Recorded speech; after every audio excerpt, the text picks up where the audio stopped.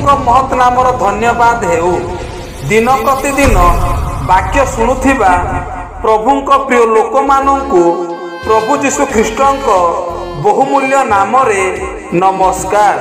आसंतु आज पिता परमेश्वरଙ୍କ पवित्र धर्मशास्त्र रु पठन करिबा। मु आपना विपद रे सदा प्रभुଙ୍କ निकट रे प्रार्थना कली। तहिरे से मत उत्तर देले, हे सदा प्रभु, मिथ्यावादी ओष्टाधरु ओ प्रवंचक जिह्वारु मो प्राण को उद्धार कर। गीत संहिता 120 अध्याय 1 एवं 2 पद। वाक्य बुझिया पाई ओ निजस्व करिबा पाई प्रत्येकଙ୍କୁ प्रभु साहाय्य करंतु।